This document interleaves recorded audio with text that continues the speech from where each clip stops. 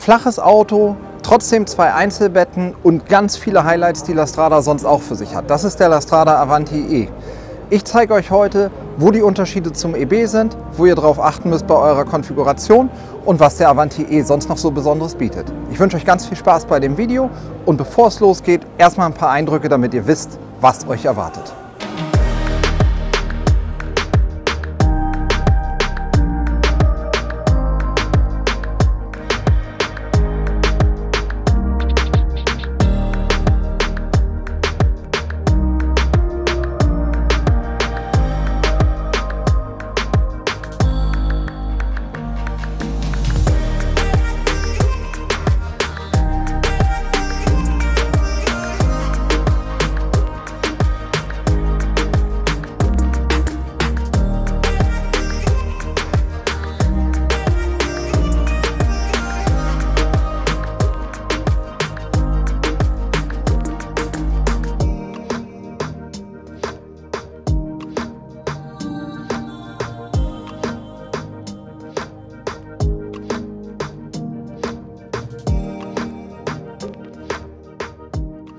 So, jetzt habt ihr schon mal gesehen, was euch erwartet. Also, wir haben ein 6,36 Meter Fahrzeug mit Längsbetten.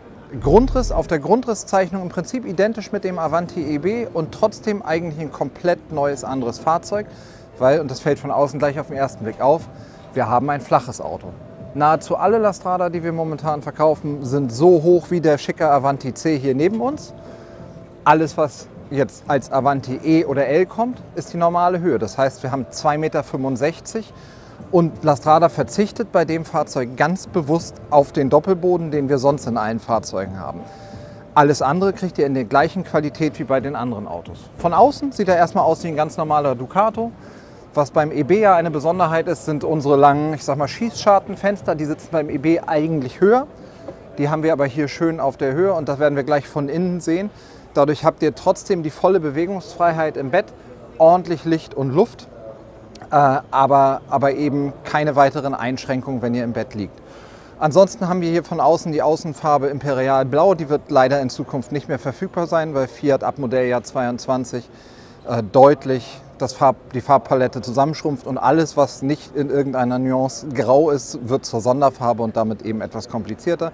Das heißt, Imperial Blau gibt es nicht mehr, aber viele schicke andere Farben. Interessant ist aber bei dem Auto nicht, was draußen drum passiert, sondern wie der Avanti E von innen aussieht. Und wir haben hier uns das Leben im Prinzip ganz einfach gemacht. Ich gehe mal kurz vor, damit wir gucken können.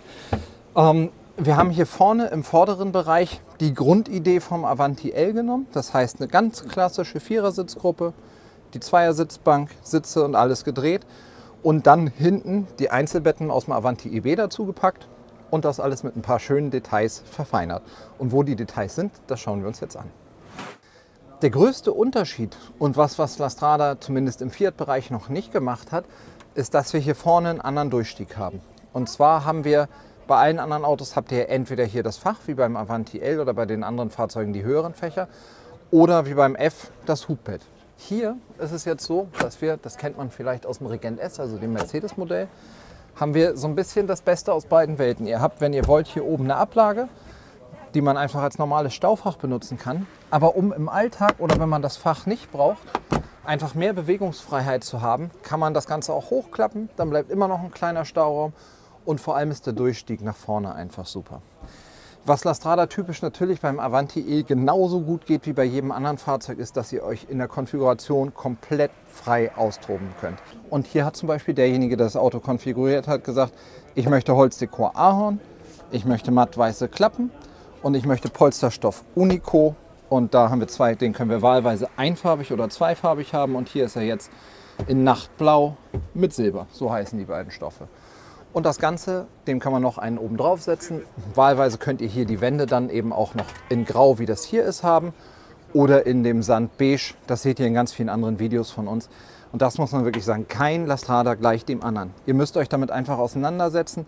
Wenn ihr bei Lastrada einen Grundriss findet, der euch gefällt, dann kriegen wir den so hin, dass ihr den auch optisch leiden mögt, weil wirklich für jeden Topf der passende Deckel mit dabei ist. Ja, was haben wir sonst? Wir haben ja bei Lastrada serienmäßig diesen Schwenktisch mit dabei. Das ist natürlich auch beim Avanti E so. Wir haben die klassische Sitzbank mit der Lounge-Funktion, die auch serienmäßig ist. Das heißt, ihr könnt hier drauf sitzend die Neigung verstellen. Das heißt, entweder ist es ein bisschen gemütlicher im Rücken oder wenn man aufrecht am Tisch sitzen soll, damit man sich schön aufs Essen konzentriert. Wir haben seit dem Modelljahr 21, also quasi was jetzt gerade abgeschlossen ist, das komplett neue Innendekor. Und das haben wir natürlich beim Avanti E hier auch mit den grifflosen Klappen, die einfach über die Magnetleisten gehalten sind, alle mit so einer Art Soft Close langsam sich ranziehen. Und ganz vieles aus den anderen Fahrzeugen übernommen. Hier die indirekte Beleuchtung, die schönen LEDs und auch unter den Schränken hier überall die Lichtleisten mit eingelassen, die irgendwo einen Knopf jeweils haben und das auch alles in dimmbar. Also dass man sich das hier drin richtig gemütlich machen kann. Alles, was ihr hier an Licht seht, ist echtes Fahrzeuglicht, bis auf die Lampen, die in den Dachraum sind, die sind natürlich Messebeleuchtung. Ja, seit 2-3 Jahren haben wir auch den Küchenblock neu mit dabei. Der ist natürlich auch im Avanti E mit dem Lastrada Spezialkocher sozusagen ausgestattet, wo wir eine richtig große Kochfläche haben und endlich nicht mehr so einen, sagen wir mal, fizzeligen Dreiflammenkocher, sondern 2 richtig große Flächen. Ich nehme das ja immer mal wieder ganz gerne raus, dass man einfach sieht, das ist ein richtig massives Rost. Da kann einfach nichts passieren. Und zum Reinigen kann man es eben wegnehmen und alles, was da ist, auch wunderbar rüberwischen ins Waschbecken, dass man einfach hier keine großen Probleme mit hat. Bei Lastrada ist es ja so, dass ihr komplett frei konfigurieren könnt. Wir können zum Beispiel wählen zwischen einer Dieselheizung, zwischen einer Gasheizung, beides mit Elektrounterstützung, Absorberkühlschrank, Kompressorkühlschrank, ganz viele verschiedene Sachen. Und hier haben wir zum Beispiel den Absorberkühlschrank mit drin. Absorberkühlschrank heißt, wir haben einen Kühlschrank, der wahlweise auf 230 Volt Gas oder 12 Volt läuft. Das schaltet er im Automatikmodus alles automatisch hin und her. Großer Vorteil davon ist, dass es verhältnismäßig ruhig ist. Alternativ könnt ihr einen Kompressorkühlschrank haben. Der ist dann etwas größer vom Volumen, aber ein Kompressor, wie der Name schon sagt, wird eben auch betrieben. Der läuft dann immer auf 12 Volt, macht ein bisschen mehr Geräusche. Der Vorteil des Kompressorkühlschranks ist eben etwas mehr Volumen, keinerlei Gasverbrauch, kein 230 Volt benötigt. Dafür müsst ihr aber eigentlich zwangsweise mit einer Solaranlage und oder einer großen Batterie kombinieren. Von der reinen Klappengröße sind beide gleich. Und bei den Absorberkühlschränken habt ihr halt, so wie Dometic das jetzt bei einigen macht, jetzt noch arretiert, ihr könnt das Gefrierfach hier rausnehmen und habt dann wahlweise einen größeren Kühlraum oder ein Fach für die Eiswürfel. Ich glaube, meine Meinung dazu ist klar. Ich bin ganz klar Team Gefrierfach, damit ich auch ordentlich Eiswürfel habe. Bevor wir ganz nach hinten springen, vergessen wir nicht, hier alle Details uns anzuschauen. Im Küchenblock, das ist so einer der Punkte, wo man den Aufwand, den Lastrada reinsteckt, eigentlich sehen kann. Man könnte hier einfach sagen, komm, wir machen zwei große Schubladen von links nach rechts. Aber anstattdessen sagt man, es ist doch viel besser, wenn wir mehr Schubladen haben. Und lass uns doch gleich das nochmal in der Mitte teilen. Dann haben wir 2 richtig schön große Schubladen, alles mit so einem Soft-Einzug. Und daneben eine große Besteckschublade. Und nochmal eine etwas kleinere, alles auch da mit den Einzügen. Und unten nochmal eine größere. Und so kann man natürlich den Stauraum im Küchenblock viel besser nutzen. Und das Ganze vom Stauraum, wenn einem das noch nicht reicht, geht natürlich noch weiter. Hier unterm Kühlschrank habt ihr eben nochmal eine große Schublade. Und das da drunter dürfte nochmal genau das gleiche sein. Also ich denke, an Stauraum mangelt es einem hier wirklich überhaupt nicht. Und was Lastrada auch total schön macht, ist, dass wir überall diese quasi Schiebeschränke haben. Das hat den großen Vorteil, dass wenn ihr das aufmacht während der Fahrt, nicht während der Fahrt sollte man das nicht aufmachen, aber wenn ihr im Urlaub das aufmacht, dass man nicht immer den Schrank direkt vorm Kopf hat, sondern es einfach total raumsparend ist und man voll gut daran kommt. Gegenüber vom Kühlschrank und dem Stauraum habt ihr die Nasszelle, die ist Lastrada typisch immer relativ vergleichbar. Das heißt, wir haben die Dometic Toilette mit der richtigen Keramikschüssel mit drin. Wahlweise könnt ihr hier ein Fenster in der Nasszelle zusätzlich bekommen. Serienmäßig, da ist jetzt auch eine Messebeleuchtung drin, die gehört da natürlich normalerweise nicht hin. Habt ihr immer hier oben die Dachhaube, die natürlich auch mit Fliegengitter und Verdunklungsbüro ist. Beim Avanti E, wir wollen ja heute, weil es das erste Video zum E ist, mal alle Klappen aufmachen, damit man da reinschauen kann. Das hier ist ein festes Element.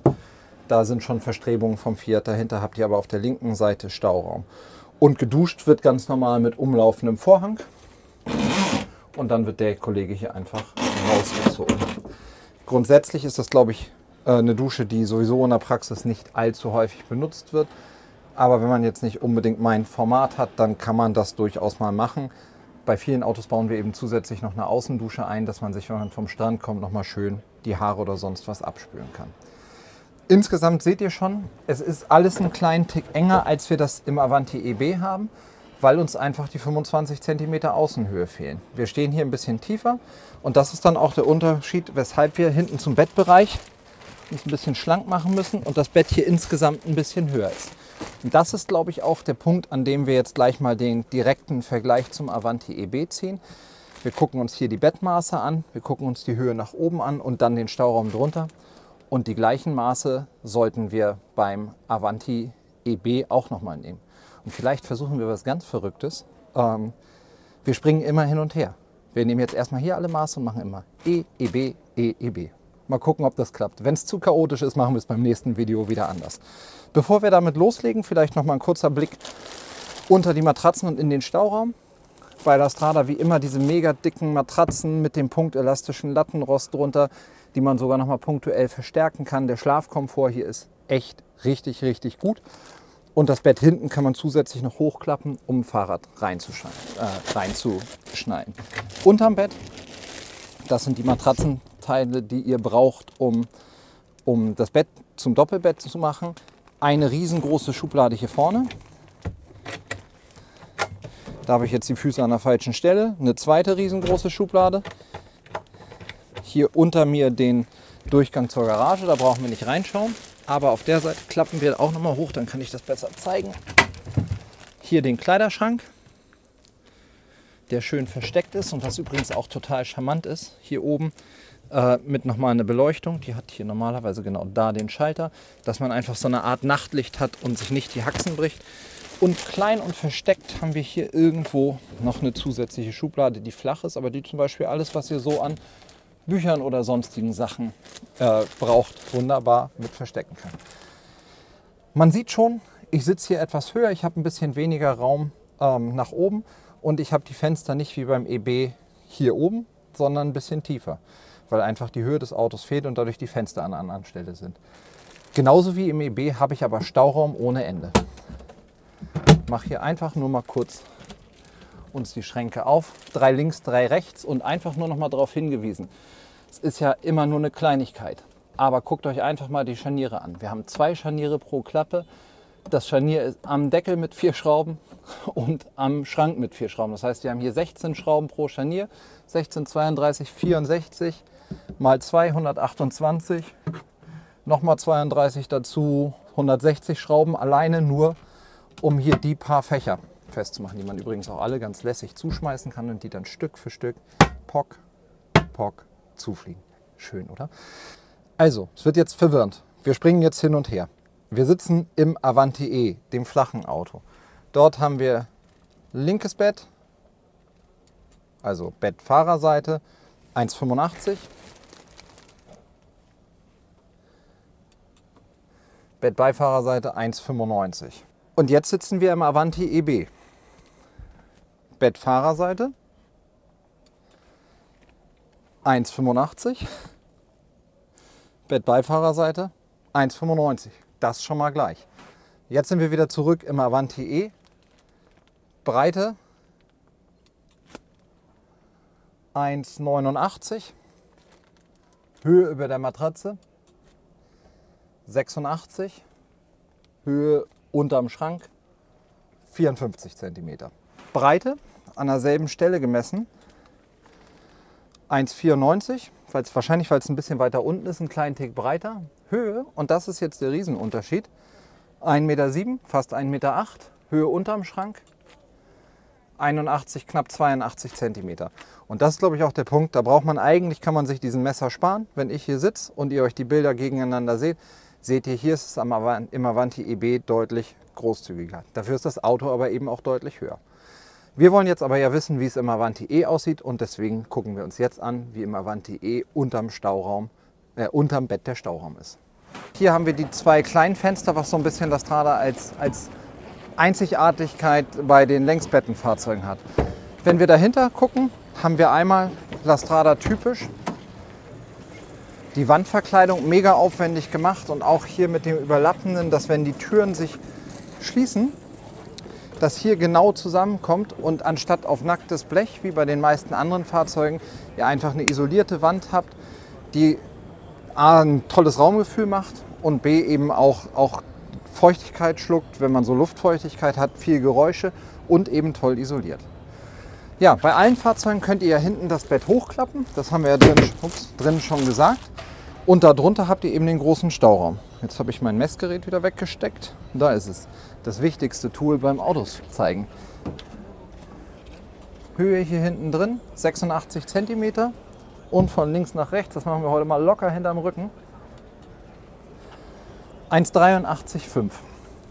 Das, wo es halt deutlich weniger ist als beim Avanti EB. Die Optik ist ja erstmal die gleiche. Hier ist einfach weniger Raum. Nicht von der Höhe, aber wenn ihr reinguckt beim Avanti EB, wenn ihr euch das ein bisschen vor Augen ruft, wir haben übrigens zum Avanti EB so viele Videos gemacht, wir verlinken euch in der Videobeschreibung unten 2, 3 und das Schönste wird jetzt hier oben eingeblendet. Schaut euch das auf jeden Fall mal an, da kriegt ihr alles genau vom Avanti EB mit. Hier ist es halt nur in Anführungsstrichen 1,8 Meter, durch den Doppelboden geht es beim EB da noch deutlich weiter nach hinten. Ja, ist der Avanti E jetzt ein Fahrzeug, was für euch eine richtig andere neue Variante ist?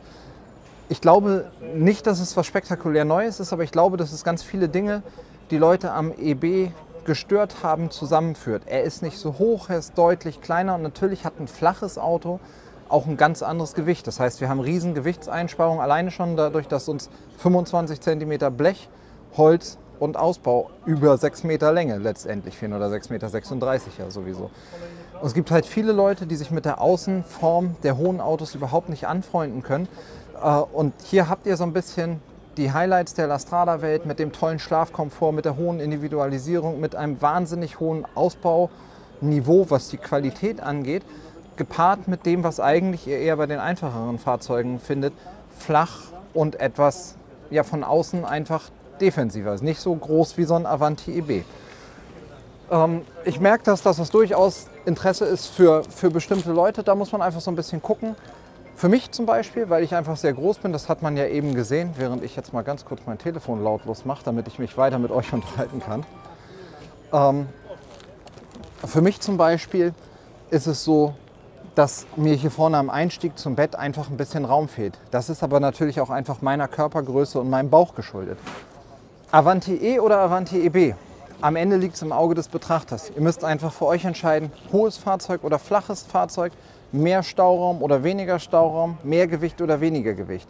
Und dann, wenn man diese Kriterien für sich beantwortet, werdet ihr ganz klar wissen, welches der richtige für euch ist. Was beide gemein haben, ist das sensationell hohe Verarbeitungsniveau von Lastrada, das hohe Maß an Flexibilisierung, das heißt, dass ihr aussuchen könnt, welcher Kühlschrank, welche Heizung, welcher Möbelbau es sein soll. Und so bastelt sich jeder seinen Traum-Lastrada zusammen. Im Idealfall tut ihr das zusammen mit uns, da helfen wir euch gerne, euer Wunschfahrzeug zu konfigurieren. Um das zu tun, helfen euch sicherlich unsere Videos relativ viel weiter. Für die Fragen darüber hinaus stehen mein Team und ich euch sicherlich gern zur Verfügung. Schaut euch also die weiteren Videos an und sonst besucht uns einfach mal in Stove. Bis bald, alles Gute und viel Spaß noch.